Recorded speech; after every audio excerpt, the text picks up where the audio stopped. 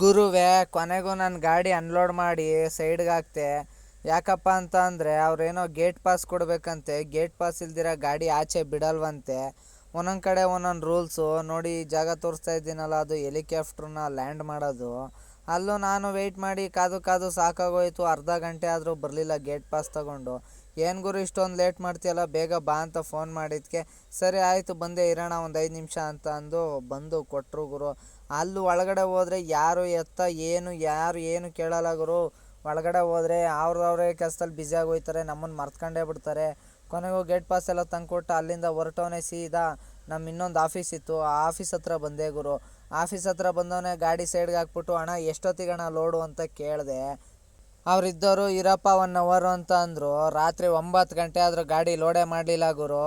ಅಲ್ಲಿಂದ ಸೀದಾ ಸರಿ ಇನ್ನೇನು ಮಾಡೋದು, ಬಂದಮೇಲೆ ಕಾಯಲೇಬೇಕಲ್ವ ಅಂದ್ಕೊಂಡು ಗಾಡಿ ಲೋಡ್ಗೆ ಹಾಕ್ತವನೆ. ಪಾಪ ಹುಡುಗರೆಲ್ಲ ಕಟ್ಟೆ ಪೀಸೆಲ್ಲ ತೊಗೊಂಬಂದರು, ಯಾಕಂದರೆ ಕೆಳಗಡೆ ಇಡಬೇಕು. ನಾನು ಇವತ್ತು ಏನು ಲೋಡ್ ಮಾಡ್ತಿರೋದು ಅಂತಂದರೆ ದೊಡ್ಡ ದೊಡ್ಡ ಕೇಸು. ಯಾಕಂದರೆ ಅದು ಮಾಮೂಲಿ ಚಿಕ್ಕ ಚಿಕ್ಕ ಪೀಸ್ ಹಂಗಲ್ಲ, ನೀಟಾಗಿ ಸೆಟ್ ಮಾಡಿ ಲೋಡ್ ಮಾಡಿದ್ರೇ ಅದು ಸೇಫಾಗಿ ತಗೋಗೋಕ್ಕಾಗೋದು.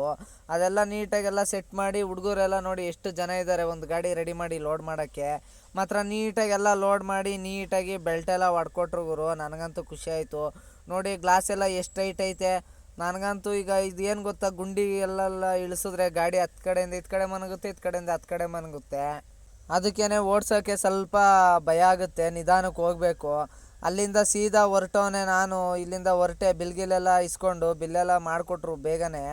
ಲೋಡ್ ಮಾತ್ರ ಲೇಟಾಗಿ ಮಾಡಿದ್ರು. ಬಿಲ್ಲೆಲ್ಲ ಇಸ್ಕೊಂಡು ಸೀದಾ ಹೊರಟವನೇ ಗುರು. ನಾನು ಹೊರಟಿದ್ದೆ ವಾಪಸ್ ನಮ್ಮ ಇನ್ನೊಂದು ಆಫೀಸ್ಗೆ.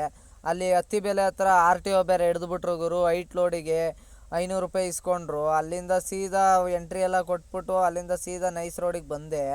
ಈ ವಿಡಿಯೋ ಇಷ್ಟ ಆಗಿದ್ರೆ ಲೈಕ್ ಮಾಡಿ, ಶೇರ್ ಮಾಡಿ, ಕಮೆಂಟ್ ಮಾಡಿ, ಫಾಲೋ ಮಾಡಿ. ನೆಕ್ಸ್ಟ್ ವಿಡಿಯೋ ಅಪ್ಲೋಡ್ ಮಾಡ್ತೀನಿ, ಯಾಕಂದರೆ ಇವಾಗ ನೈಟ್ ಆಯಿತು, ಮನಗೋ ಟೈಮು. ಓಕೆ ಫ್ರೆಂಡ್ಸ್, ಬಾಯ್, ಗುಡ್ ನೈಟ್. ನನ್ನ ಯೂಟ್ಯೂಬ್ ಚಾನಲ್ಗೆ ಸಬ್ಸ್ಕ್ರೈಬ್ ಮಾಡಿ ದಯಮಾಡಿ.